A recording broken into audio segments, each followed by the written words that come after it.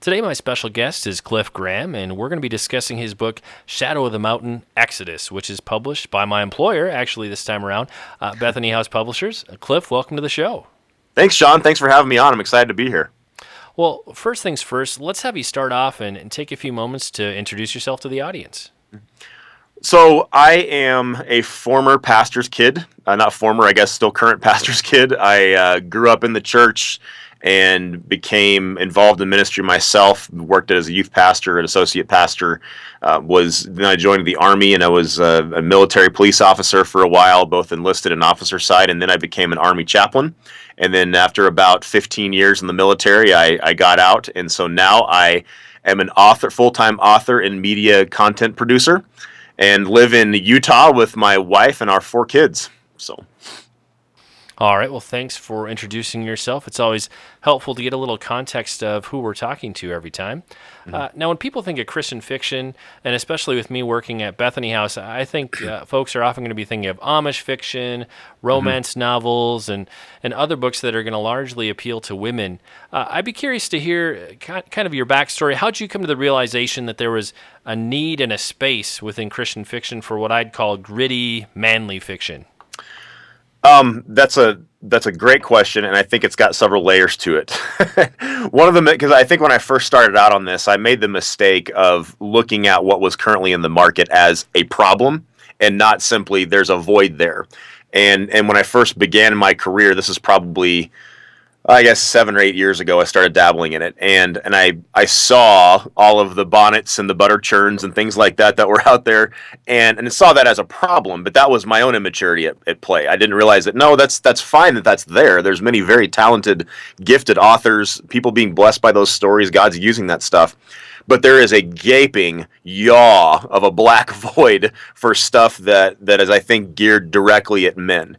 And even the stuff that I think was being published for men, it was being feminized. And I don't mean, again, that's not a critique. It's just simply an observation that there's a reason why most of the purchasing going on in Christian bookstores for books is by women, even though there are options for men. But I think that even those options had a sanitized take.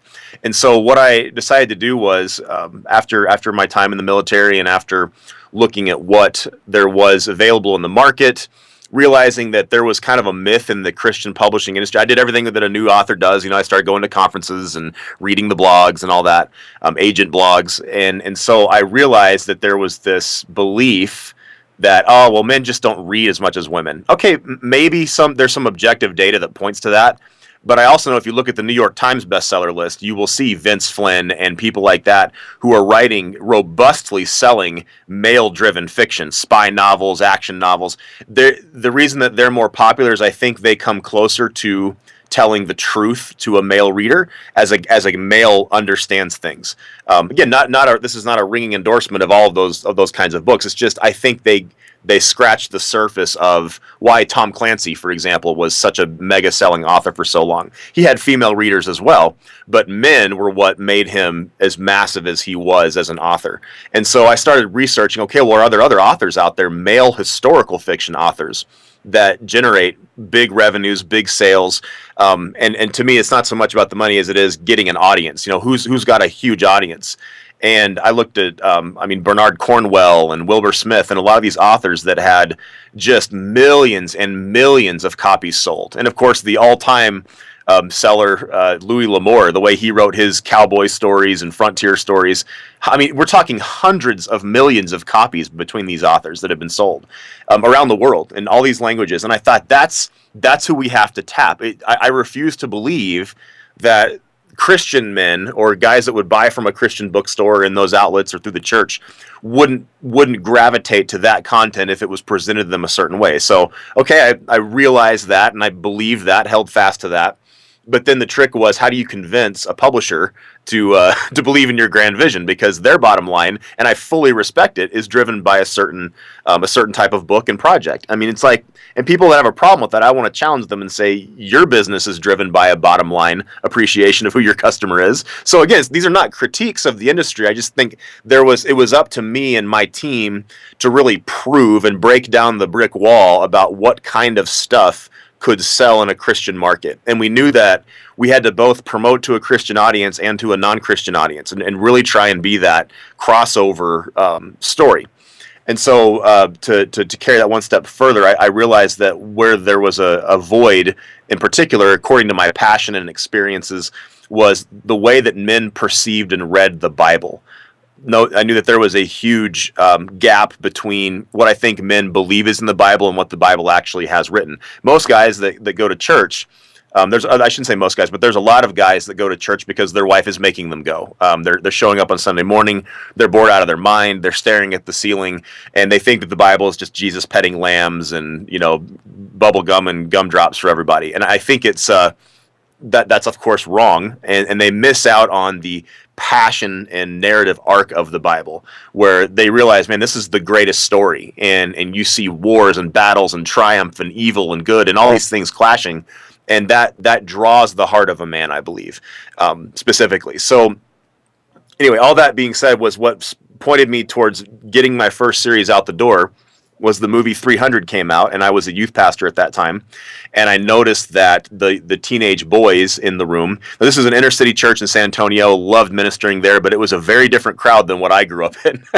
Middle class white guy. I mean, that's what I was, but I had to find common ground with these students that were different ethnicities, different backgrounds, and so that movie 300 came out, and I saw those boys talking and buzzing about that on Wednesday nights. And I had a ski trip with some buddies of mine and I, where we led a youth trip to go skiing, and we had noticed the same phenomena. If we told them the stories of David and his mighty men, for example, or Samson or any of those, the boys would listen and they'd lock in on you. But if you went somewhere else, the girls are there studiously with their notepads, taking notes and spitting out the scripture. I mean, the girls were always locked in, but the guys were you could just see it. There was something missing for how they were connecting. Again, not that the scriptures weren't sufficient. I just think the way that we were presenting them was insufficient.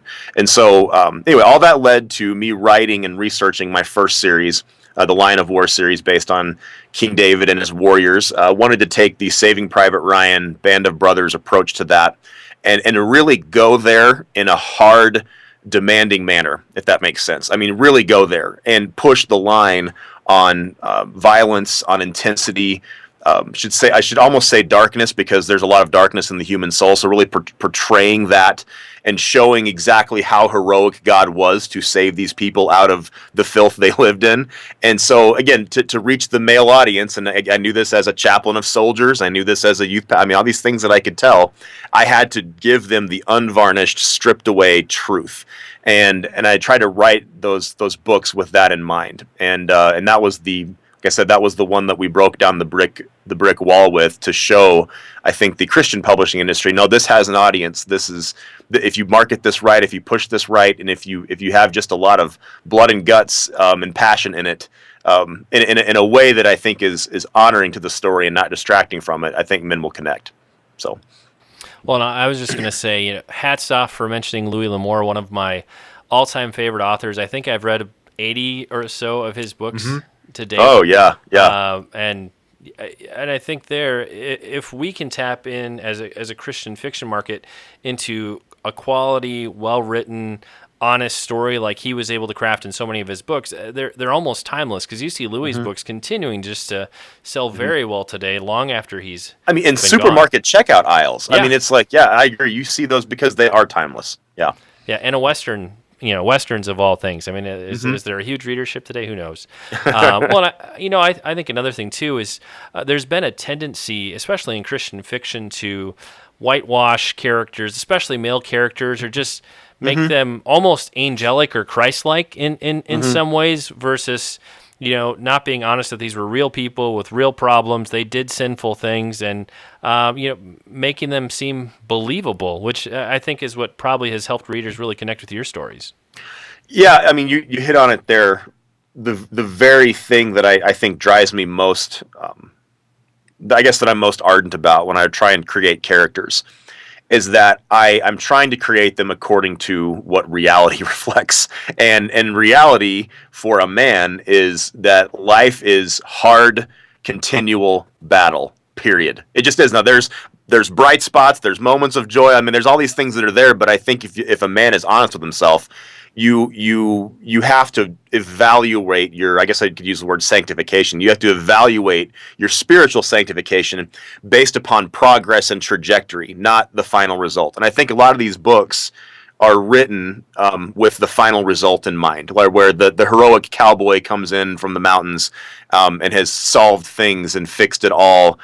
He's now pining away for his lost love. I mean, all these things that, again, I don't want to say that those are all fake. I just don't think they tell the whole story. And I personally believe that part of why my stuff is starting to resonate is because I've tried to be as open and honest with the characters as possible, letting them meet the fate they choose. For example, there's not always a happy ending. I got some kickback on my first novel because it's part of a series, so there's more to come, but it ended with a really vague, open-ended, we don't really know what's going to happen with this character. And you'd be surprised, maybe you wouldn't be surprised, you're in the industry, but I got a lot of pushback on that because there were retailers and homeschool groups, and hey, we homeschool our kids, I love it, but there were a lot of people that were pushing back thinking, well, where's the I think they were trying to say, where's the hope in this story? And I pushed back and said, I think there's an incredible amount of hope in this story. It's a man realizing he's bankrupt apart from God. He needs God's grace in his life to fulfill his destiny. He's not going to just figure it out. So, yeah, I think that is the honesty and willingness to portray that. Because here's the kicker: the Bible holds no punches when it comes to portraying people at both their best and their worst. I mean, it's the longest chapter of David's story. One of the longest chapters of David's story is the whole agonizing sequence with Uriah and Bathsheba, and you're getting him. Here's this enormously heroic biblical figure, but the longest stretch of storytelling is devoted to his worst sin. I mean, how weird is that? I mean, that's just not how Christian fiction does things generally. They're trying to focus on the good stuff and not the bad. So, Well, so you started with David, and now you're working backwards to Exodus. And I know every book, I talk to a lot of authors. I know every book has its own unique backstory. So how did the idea, or when did Shadow of the Mountain start forming in your mind? It had been in the hopper for a while. I really do have a pretty well sketched out. I want to say I don't have my career sketched out, but I have a pretty good idea of what stories I want to cover but before I'm done. And I'm still a relatively young man, and so if God gives me years, I would like to cover a number of stories. And one of the ones that I've always thought, my passion is to bring the hidden nooks of the Bible alive. So you tell the larger story with a famous character, but maybe you tell it through the eyes of someone who doesn't give a lot of screen time, I guess, in the Bible. And as a storytelling device, that works because I like to layer a lot of fiction into it. And so if I'm dealing with a main character who is more obscure, I can give them a whole backstory that people don't know. For even my King David series, David is not the main character in that series. It's the mighty men. So you have Benaiah and all those guys that come to him, and they're mentioned a couple times. So I use them as the window into the life of David. And so you encounter David as a character, as a relationship that's mysterious and unknown, in the same way. So moving on, I looked at that and saw Caleb was a character. When I travel and speak at men's conferences and events, I love bringing him up because he gives that really incredible speech in the book of Joshua where he's 85 years old and he tells Joshua, I'm just as strong as I've ever been. Give me this mountain. I want to claim my inheritance. There's giants and walled cities there. I want to go attack them and drive them out. And I still, even mentioning that now, get goosebumps thinking about how great that scene must have been. Because here's this guy, he's 85. He's old. And he's the last of it was just him and Joshua that made it through the wandering in the wilderness. They were the only two that crossed over into the promised land. And so, from the perspective of the Israelites, these are their two elders. They're wizened old elders. And the oldest men that any of them know, because that whole other generation died out. And so with Moses gone, I thought Caleb would have had that battle buddy relationship with Joshua that started all those decades ago when they were spying together, and it lasting. And so here you see, instead of this old man sitting back on his golf course or looking for his beachfront property as his inheritance, kind of how we would approach it, he's going, look, I'm just as strong as I've ever been. Don't you dare put me into retirement. I want to go and conquer a walled city. And I just felt like that in this day and age was the story we needed to hear, especially for men, that we don't just work for comfort. We don't just work to achieve and sit on it. We actually, at 85, should still be looking for giants to kill. So. Yeah, and I think that's one of the things that's really going to resound with readers. On the one hand, even as we're into retirement, God still has a lot of work for us to do. And I think for younger men, we need to be willing to, A, admit that we don't always know everything, and B, we need to look to those wizened old elders for feedback, for advice, for their counsel, because, well, to be honest, they know a lot more than we do sometimes, and God's taught them a lot more through the years. So maybe we can learn from them and avoid a few of our own mistakes along the way. That's the truth. Well, set the stage for us. What's the time span that you're covering in this book, and what are some of the destinations, places, battles that we're going to accompany Joshua and Caleb with along the way? Yeah, so it's going to be a trilogy. This series with Bethany is a trilogy. It is broken up into three chunks of time that I think most people will recognize from at least the first two from the life of Moses. It begins with the events in Egypt that lead up to and take place during the Exodus. So when the Israelites are released, and it will, and I'll elaborate a little bit more on that in a minute, but then it will transition in book 2. So that's book 1, that's why the subtitle is Exodus. And then book 2, it will be in the wilderness, and so that's what we're calling it. Book 2 is wilderness, and so it will have them in the wilderness, wandering around, learning their tough lessons, getting attacked by Amalekites. So there's going to be battles and excitement and all that. And then in book 3 is the conquest phase, where they are crossing over Jordan. Moses dies, and then again, if someone thinks these are spoilers, just it's in the Bible, so I'm not really giving a whole lot away. But when Moses dies, Joshua and Caleb, as the war chiefs, basically lead the people, and we have Jericho and all that stuff that happens up until the end of both of their lives. And so Caleb he's probably the primary character. But just as important, especially from book 2 on, will be Joshua. Because everyone knows about Moses. We had Charlton Heston movies. It seems like every time Hollywood approaches this story, Ridley Scott just did it last year, it's always Moses-centered, which is fine. I get it. Moses is a fascinating character. Also interesting are guys like Joshua and Caleb, who were not the spotlight characters, but they saw and experienced everything. And they leave incredible legacies for us if we look at them. Well, you've already touched on some of the themes, but I'd like to explore a bit. When readers get to the end of Shadow of the Mountain, what are the themes you really hope that they've picked up on? And if they would go ahead and have a call to action, or if their Christian walk or how they approach the Bible is going to be affected, how do you hope this book does that? Without going too far into exactly how it ends, I hope that the takeaway is that, I mentioned it a little bit earlier, that the idea of aging and how that affects you, how that affects your plans. I think we like to make our plans for the next 5 to 10 years because we don't think in terms of what am I going to be doing when I'm 75. We don't like to think that far ahead. But you can make choices now where you set yourself up for good battle later in life as an old man or woman too. I mean, you have the chance now to live as though your best days are always ahead of you. Now, the Lord may take you home tomorrow, and that's fine.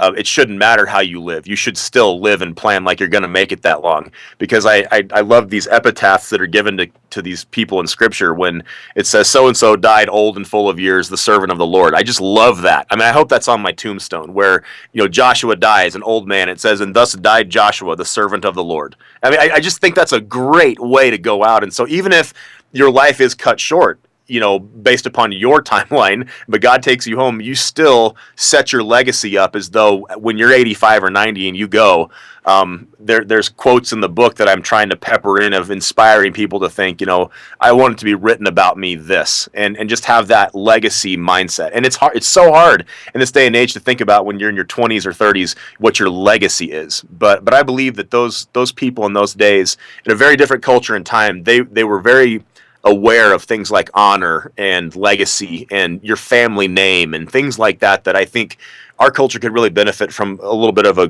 gravitation towards. And so that's the purpose with this series. The first book, of course, ends at the point of the Exodus concluding, but it is told a little bit about how the narrative technique works in it, because I think I've gotten a lot of good feedback about how people like how this book is written. It's an old man, Caleb, narrating his past to his nephew, Othniel, who becomes a judge, becomes a heroic character in his own right. But it takes place, in the present, just in about a single day, and they're waiting on this storm to pass, so they can attack the walled city. So Caleb's 85; he's just given his great speech, and so they're waiting to conquer their inheritance, and but the weather's too bad. So in the tent, Othniel asks him to talk about the old days, and so most of the book is narrated in the first person as he walks us through how he came to Egypt, what happened in Egypt, the plagues, all that stuff. And so anyway, I wanted that storytelling device to also be emphasizing that idea of listen to your elders. They have wisdom. You may be a young stud and you got a promising career ahead, and that's all great, but they have gray hair for a reason, and you want to learn from their mistakes and their lessons before you make them yourself, and then you can advance the kingdom that much farther if you're not wasting time repeating the errors that they already made. Well, that's really helpful. I think one of the challenges we face today is, we don't like to, like you said, we don't like to think about what's coming tomorrow or next year, let alone decades from now. But I think one of the things we need to realize is as we're thinking generationally, the decisions we make today are going to impact our children, our grandchildren, and beyond that, where the fruit of our labors today, we may never see in our lifetime, but 2, 3, 4 generations down the line, that could have a great impact on the generations that are going to come after us. Yeah, and I think, and Proverbs speaks to this. I mean, it's my 2 favorite books, just as far as what I guess how they help me in my life and they teach me about the nature of God. The ones that impact me are Ecclesiastes and Proverbs, and people think that's usually a weird one. Ecclesiastes, isn't that the sad one? But it's because it's so honest. You struggle, you go through things. God is frequently silent when He's doing His things, and so I just like the honesty that author portrays. But between the Proverbs and Ecclesiastes, that's where you glean the wisdom of thinking about your integrity, your legacy, what you leave behind. I mean, the Scripture talks about how a good name is more valuable than gold, and I mean, I think that idea of a good name is so critical. It's God honoring. Even though those are quote unquote Old Testament books, what people tend to do is they throw everything out in the Old Testament because when Jesus came, everything changed. No, that's not accurate at all. Some things shifted, yes, in the way that we interact with God, but it's Scripture too. The Old Testament is absolutely Scripture, and it contains timeless wisdom that we would do well to pay attention to. So. Well, and just a quick book idea I'm going to throw out there for somebody, since we don't get exposed to it a lot when we're young in Sunday school, Ecclesiastes for toddlers. So if somebody wants to run with that, be my guest. Yep. I'm not planning on pursuing it, so there you go. Now, I talk to a lot of authors, and a lot of folks tell me that they're personally changed in the midst of each writing experience. Was there anything particularly meaningful that you learned or experienced as you were working on this book? Oh, every day. I mean, I don't know how you can write any kind of fiction. I mean, maybe there's some ways I could imagine it not being the case, but if you're writing historical fiction or especially biblical fiction, there's so much even in the research process that your eyes are open to a perspective and a vantage point that you never thought of before. And I think what drives you through the hard days and hours of typing and deleting and typing and deleting and typing and deleting is that your passion for other people to experience that aha moment is there. And so honestly, it's the most fun part. And writing is very hard. It's brutal. I think I've heard some people say, "Oh, it's just so easy. I sat down and cranked out." That's great. I do not recommend listening to that advice all the time because it's very difficult to get a well-crafted final product. It's a labor of love, basically, and so to get that in the reader's hands is immensely rewarding because you have learned lessons along the way that you get to now share with others. Not as you haven't put yourself up as the high teacher for them. You're just saying, look, I'm giddy to share this with you because I think it's got great stuff in this story. I learned so much. I mean, little random historical tidbits here or there that my prayer is that if people read my book, that it would never, of course, substitute for the Bible. And it would just be a gateway to the Bible. They would go, okay, I'm going to read the scriptures differently than I ever have before. I've never thought of these people as flesh and blood humans that are like me, just a few thousand years removed. Well, and now we're going to transition away from the book. So thanks for giving us some insights into what folks are going to encounter when they read that. I always like to get a few other pieces of information from each author, so I'm going to pick your brain a bit. Looking back on your own Christian journey, are there, say, one or two books that, either A, really impacted you most, or if you were going to gift a book to somebody, what book might you gift to somebody? I think that it depends on what they are pursuing. If it's someone who's pursuing writing, or if it's just someone I'm saying, hey, this should impact you. If someone is of a mind to maybe replicate or do what I do, where they write historical war fiction, something like that, the book that impacted me profoundly was The Killer Angels by Michael Shara, and that was about the Civil War Battle of Gettysburg. It was told in a few brief days. Something about the way that guy captured the mind of a soldier and combat itself. Again, I don't use the word profound lightly. It was profound for me. It inspired my whole career. And another one was called Last of the Breed by Louis L'Amour. I just loved that book. It was because Louis L'Amour, he was the unquestioned master of making you feel like you were sitting around a campfire listening to a story being told. You could smell the wood smoke and see the flames, and the snow is gently falling. Like, he just was the master at that imagery. So I'd say on the fiction side, those are the two in my genre that I think you just have to read to get an idea of what creating an atmosphere looks like. And then there's, of course, there's the biblical side of things, what spiritually impacted me. I always loved Desiring God. Some of those old classics. Love reading, these generationally consistent works. Spurgeon, his insight into the mind and heart of God. Can be a grumpy old Reformed guy sometimes. So I love reading Spurgeon, all of them, because they just had such a well-rounded view. God wasn't just love and cupcakes all the time. He had righteousness and justice and love and all these things. And I don't know, if you're trying to research the mind and heart of God apart from the Word, you start with the Word, obviously, but then, I think those are the great nonfiction approaches to him. Well, and since Louis L'Amour is a pet favorite subject of mine, I'm going to jump back on him for a minute. I think one of the things that really made his writing unique is he visited a lot of the locations that he wrote about. I mean, he was very intense about personally doing the research and visiting the places. And I know you've traveled a bit abroad and been to Israel and some different places. How has that impacted your writing? You have to create an experience for your reader that is only ink on a page. And that is a very difficult thing to do. I talk a lot with musicians. If you listen to my podcast, I love to interview other creative artists, but music has the ability to shorten the gap to your emotions. So you can get someone crying in 3 minutes, if that makes sense. I mean, you can, a really well-crafted song with poignant lyrics and emotive music can have someone in 3 minutes. A book doesn't work that way. You're 3 minutes into a book, you're not yet at that point where you're showing emotion. Maybe you're intrigued. Maybe a really great opening line has you going, okay, I'll spend more of my precious minutes on this earth reading this story. But the payoff, though, with a book is that people will get more vested in a book than they will in a song over time. Now, maybe a song impacts you, and that's fine, and you remember it years later, but you will quickly move to the next song. Whereas with a book, there's some books that you read and affect you forever, and you'll never forget reading them. I read Tarzan of the Apes when I was 8 years old, and that was another one of those books. I should have mentioned that a minute ago. That was another one of those books that had such atmosphere and emotion in it that it affected me. And so I think this is a roundabout way of answering. With a book, you create a sense of, I'm there, I smell things, I see things, I feel things. So the payoff is much more intense for your reader. And that requires you to go to these locations. In my contention, it's possible to write great historical fiction having never touched the ground somewhere.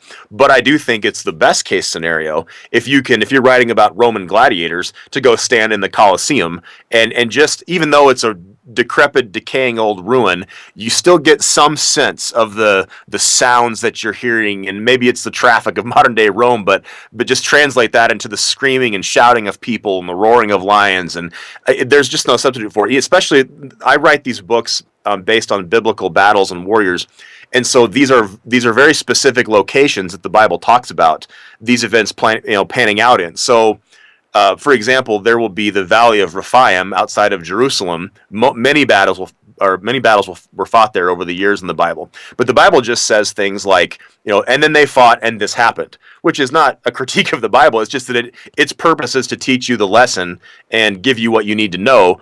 But the battle lasted longer than the one sentence that it described. And so if I'm going to create a fictional account of that battle, to where, yes, I'm making it up, but I'm taking what the Bible gives me and I'm standing there looking at, okay, that hilltop right there is a really good observation position. If I was a commander in this day and age, I would have a scout up there. I mean, things like that this creek over here would have looked like this. You can just paint that picture for your reader, and once the setting is firm in their mind, I think that that's part of the location process, is that you're getting them there to where they're now living the action as you write it. Now, another thing I bet you get asked a lot, aspiring writers, up-and-coming writers probably ask you, what's your best piece of advice?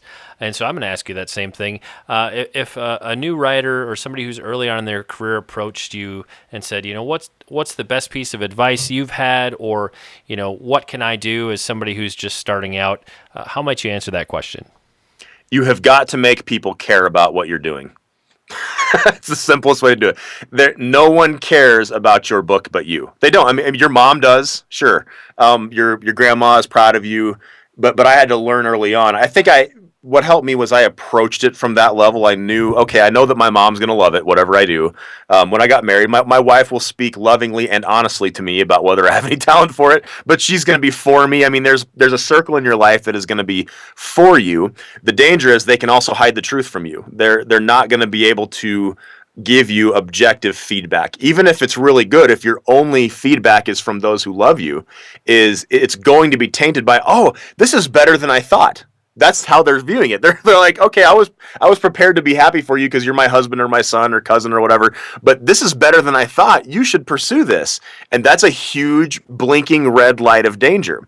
And it's why TV shows like American Idol did so well, is that someone told those people when they walked in the door, you can sing. Yeah, you should go for it. You're really talented. And they go there in front of objective third-party listeners who go, nah, you're not worth that. I mean, you can't do it. I can't make money selling what you're putting out.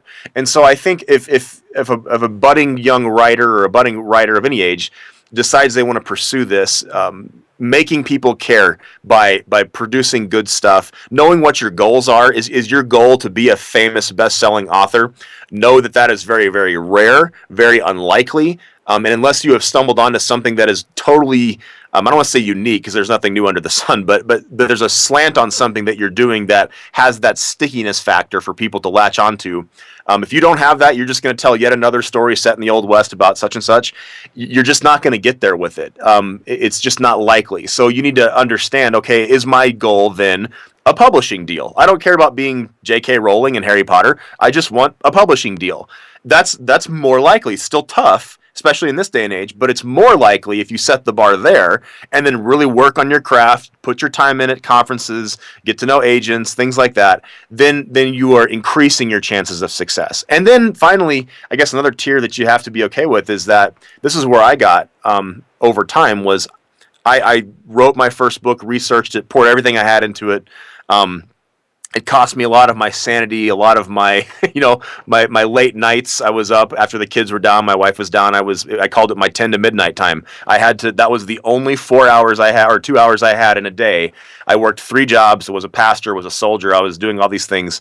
And I had 10 to midnight. And if I didn't use that time, it wasn't going to happen. So it doesn't matter how great my idea was, how wonderful the manuscript was going to turn out to be, and all these things. I had to get it done in the time that I had to get it done in. And so God was faithful to let me have that time. It was grinding, it was tough, it was grueling, but he gifted that to me. I mean, I was able to have 10 to midnight, and I wrote my first novel from 10 o'clock to midnight every night for 6 months. And maybe not every night, but most nights for 6 months. And I got through it. And so I think you got to be prepared to sacrifice time and effort and anxiety. It's going to come at a cost. But at the end of the day, and then when you're done, when that blinking cursor is after your last period, you have to be okay with no one's ever going to read this but God. You have to be okay with that. And if that's your standard, as if, Lord, I did this as an act of offering to you. This is me pouring out my water vase. This is me ending myself and saying, I'm okay with no one ever reading this but you. I wanted to do this for you. Then anything that comes beyond that's going to feel like Christmas morning, because that was your standard. Is he worth my time to do this in an act of worship? Just like a worship leader strumming a guitar, writing a song, it's an act of worship. I believe writing is that. And so if it was worth his time and he was your audience, that has to be sufficient. That was hard for me. I don't want to make it sound like that's easy to do, but I had to die to any other things coming out of it. But once I did that, I felt like other doors started opening, and that my stuff had more of a faith than just, on my laptop. So, yeah. Well, and I think that's a good perspective to have, because really behind the scenes there are some different gatekeepers. There are acquisitions agents at each publisher.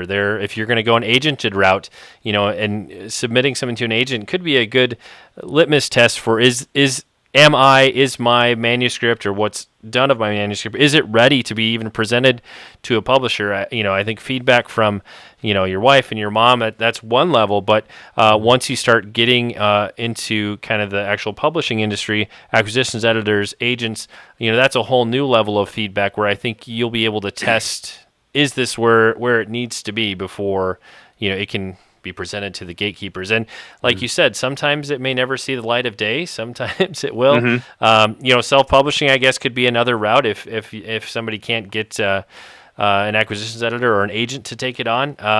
There have been people that have been successful that way too. People in my circles, your circles, people we know that do very well with self-publishing. But yeah, you got to develop a kind of a thick skin, if you will, to walk through that process, because you're going to get feedback and you're not always going to like it. No, I mean, there's no one. I think Stephen King once said, "Only God doesn't need an editor." So I think that's so accurate. And this is one of the best-selling writers of all time. And you realize that everybody has to go through that stress test of this. And I think what's nice is that a publisher will not engage with you if they don't think you have talent. And so you have to remember, they're only engaging with you because you have talent. And what they're doing is, when they give you your feedback and your critiquing, is not that they hate your soul and want you to die. It's that they're saying, no, we think you can do this.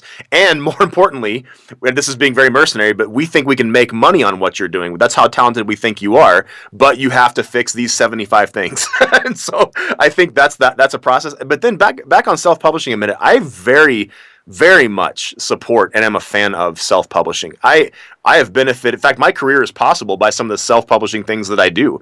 Love to partner with Bethany on this series, but I think you view a publisher as a partnership that is that works in certain scenarios. I hope this is a profitable one. It's a great one, but Bethany needs their options and I need my options. And so I think if you're approaching your author career as a career, you keep that in mind. Like, I'm going to do everything I can to make this work with Bethany and also have other options, because there's other ways in this day and age to get your content out there. So I have self-published stuff through. I have a company that we publish things through that we do well with, and I like that because I have full creative freedom. I have access to great editing, great design work, all that stuff, and I can churn out generally the same product and not have to deal with lots of layers of bureaucracy or things like that. So, hey, look, I'm a fan of all of them. I'm not one of those people that's like, you've got to be a published by a traditional publisher or you're worth nothing. And I'm also not that, the heck with traditional publishers, do it all yourself. I believe that every book and project and author is different, and it can be customized to be, successful in either way. Well, I think the option that's going to be appropriate for any given author, it's going to vary by what their goals are, the audience they want to reach. And yeah, like you said, self-publishing is certainly a viable route, especially if you want a lot of license and creative freedom, because when you publish with a traditional publishing house, you're going to be working with editors who are, like you said, are going to have, we do want to make money at some point. It would be a good thing. Yeah. But they are going to put more boundaries around you. If you want to pursue a project where you can just do what you want, present it how you want, for some projects, self-publishing may be the right route. So yeah, and I think you're I'm glad you brought that up because that is an important topic. If your listeners are this crowd, if there's these budding authors that are wondering, what goes on behind the scarlet cloak of a publisher, it's you guys have very dark and mysterious islands that you live on in the minds of a new writer. I've been there, and I think you're right. That's one of those things where they are. You have to remember that these are wonderful people, great people. They mean well. They want to create great product, but it's still a business. They have to pay their employees and they have to make a profit. And so it's unfair sometimes what we as authors hold on a publisher in the way of, well, you just want to snuff my dream out and you don't want to, you want to ruin my manuscript. Like, no, they want your book to sell. I mean, they've got to keep the lights on. They've got to employ people who have families and all this stuff. And there's also a very healthy vetting process. I think publishers are amazing for their ability to screen for talent. We don't hold that against the NFL or the NBA, have talent scouts and agents out there looking for talent. Publishers should do the same. And that's how I do believe the cream will rise to the top. And and plus too, and what's fun about Bethany, and I know we're on a Bethany kind of show here, but these guys have been awesome because they're willing to take a chance on my stuff. My stuff has sold pretty well, but it's still not their bread and butter. I mean, Bethany is known, this is not an insult, this is just observing. They're known for more female-driven historical fiction, and they've done very well with it as far as I admire their ability to know their audience and provide stuff for their audience. And I admire them even more for being willing to, even if it wasn't me, take on something like my project because it is very violent and very heavy. And I mean, the last few pages, Caleb's got a head hanging from his belt. So I mean, it's a little bit of a spoiler alert, but I think it's just to give you an idea of I portray the realities of ancient warfare, and Bethany has been amazing giving me that leash. I mean, far more than I ever would have dreamed. And they've let me, I guess, go to the line. If you want to know what the line is as far as violence in a Christian novel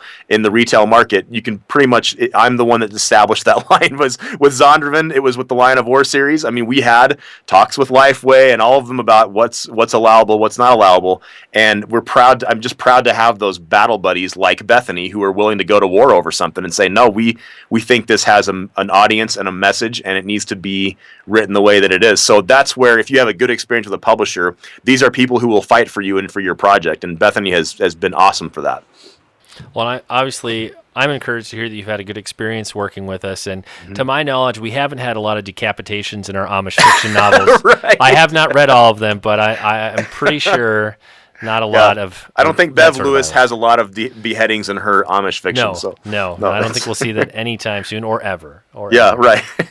Just in case people were getting nervous. Okay, yeah, you're safe. Yeah. Another thing I wanted to touch on, you've mentioned briefly that you've got a company, you're doing some different kinds of media. I believe it's called Five Stones Media. On the one hand, I do want to hear about your podcasting because that's something that's near and dear to my heart. But give us a sense of the range of things you're doing, some of the different projects, and then maybe close that question off with the different podcasting projects.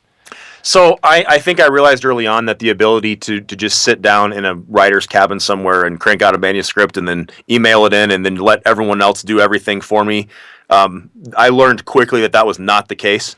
And so to make a career out of storytelling, I guess that's the best way I can think of to put it. Make a career out of storytelling is you either have the lightning in a bottle moment where you get one huge hit, it's The Shack, it's Left Behind, just publishing phenomena wise, something like that happens. Or, again, you write a Harry Potter series or you write a screenplay for a movie that becomes a blockbuster. There's that lightning in the bottle, and that does happen. It's just extraordinarily rare. But you can make a good living telling stories if you're savvy with how you promote, how you market, how you get your stuff out there. And you're comfortable selling yourself to people. I'm comfortable doing that because I believe in what I'm doing. I'm not trying to tell everyone, look at how great I am. I'm just trying to tell people, look at how cool these stories are. I really think you need to engage with them. And so that was the foundational idea behind me starting to piece together this transmedia approach. Lots of avenues of telling the story, lots of ways to make revenue out of it, speaking and things like that we patched together over the years. I was incredibly, and I will plant my flag on this, I was incredibly fortunate and blessed to develop friendships with really world-class filmmakers early on in my career. And their belief in me and in my abilities and our partnership has opened up more doors than I can count. It really opened a lot of doors for me. So my path is not necessarily the one that I think people should just look at going down, because I had some fortuitous things happen. I just want to recognize that the hand of God was at play with that. And so, but it did give me the ability to look at more media capable stuff. And so we've got some movies that are being made based on my King David series that are going to be big and epic and major studio releases. Those partnerships and relationships have opened doors to where we produced a music album called Praise and Arrows. As far as we know, it was the first ever novel series inspired compilation album. And we had a great lineup of artists who are fans of my stuff that signed on for it for King and Country. They're not on the album, but I've partnered with them on some stuff. Kevin Max is on the album, All Sons and Daughters. I mean, there's just a lot of these groups that came on board with that to create our music side, if you will. And so we've got that album out with other albums in development. We were at the music festivals promoting to that crowd. So comic books, we've started. We have our first comic book out. A few others coming down the pipe. And then, of course, to wrap this up on the podcasting, that's a new media phenomena, which is ironic because it's been around for a long time, but people are content consumers now. They want to be able to stream and get everything quickly all the time. And so I know you have a passion for podcasting, and you do it very well, and it's a very good show. And I'm trying to emulate guys like you by creating content that hopefully I'm interesting to listen to and interview people with, and so I can get that to my listeners who may be readers and they may not be readers, but they're engaged on the things I care about. Whether it's our work fighting child sex trafficking, whether it's telling stories, whether it's talking to a music artist about the creative process, any of that stuff. Podcasting is a great format because it's not hurried and harried all the time. You're not cutting off for commercial breaks, and like what we're going on, we can go on for 30 minutes or more and not feel rushed about it. And so I think that's the podcasting as an avenue.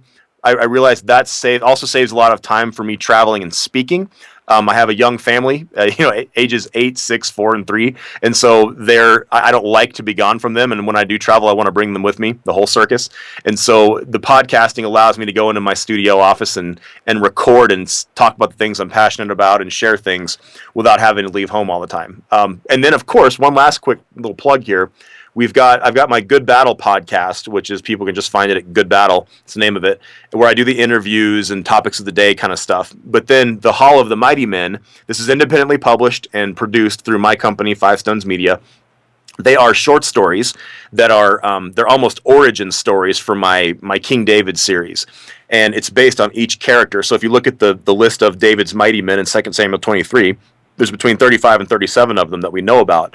And I'm trying to write a story for each one of them and their background. No, nothing is known about these guys other than their name mentioned in that list. And so I'm trying to create the world of King David series of stories, and they are recorded and cut. They're about 30 minutes an episode, but it's like the old Orson Welles War of the Worlds approach, where you tell a story serialized episode by episode. I read it. It's produced by a professional audiobook producer, got music and everything like that in it, and people have loved that. It's available for free. People love free content. And then we're trying to get into every month, we're going to release a new one episodically that people can enjoy and engage on to create more fans. Now, are you releasing both, basically like an audiobook version? There's also like a written version that they can read it also, or? Yes, so there are written versions. We have really zoned in on electronic singles. That was like anything else that had a fad and then it faded away. But we've stayed the course on it because I still think that for a lot of men, the idea of packing a book is harder for them than to download it to their cell phone or have their Kindle. A lot of men read on Kindle, I've noticed that, or on their iPad.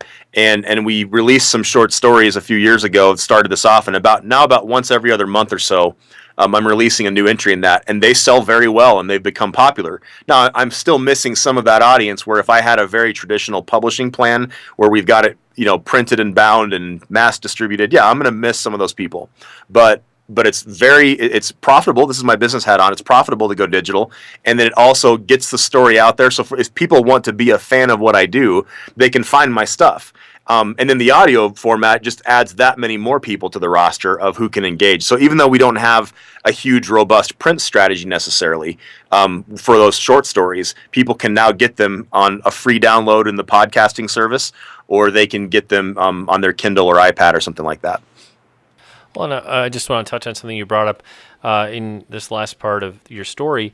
A big thing in your career, it sounds like, and for me too, has been networking, connecting with other people who are working in the space that I want to be a part of and working in. And, whether it's serving your community through producing a podcast, interviewing people, or creating content that people are going to connect with, I just want to encourage authors and others who are starting out, or maybe you want to get in publicity like I'm doing. I'm only 5 years into this career.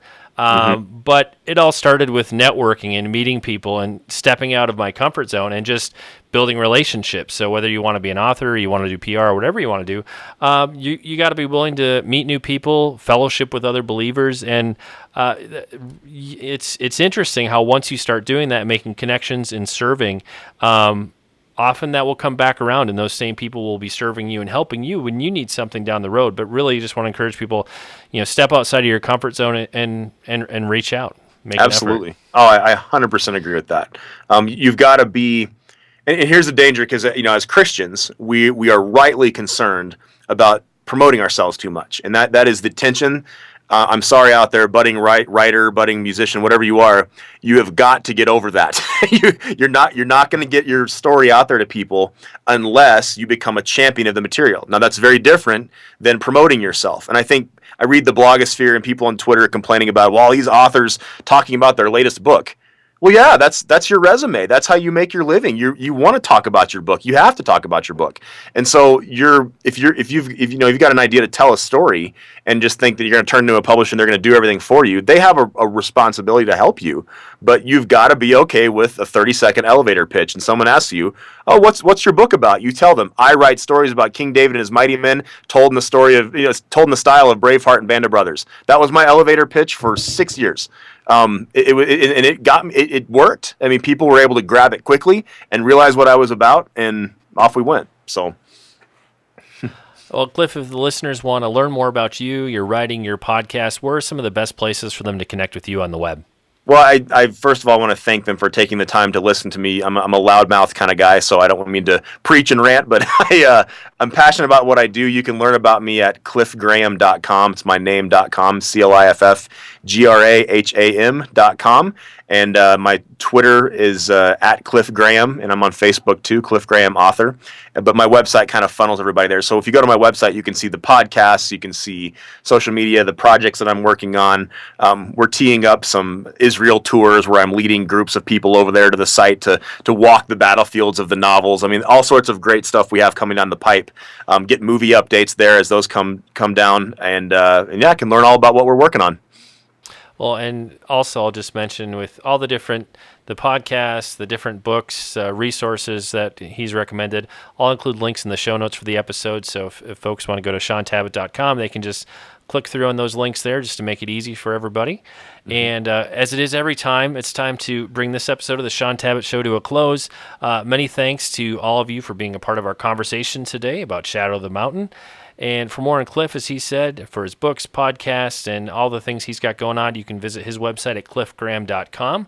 For more on Shadow of the Mountain and to keep a watch out for upcoming books in the series.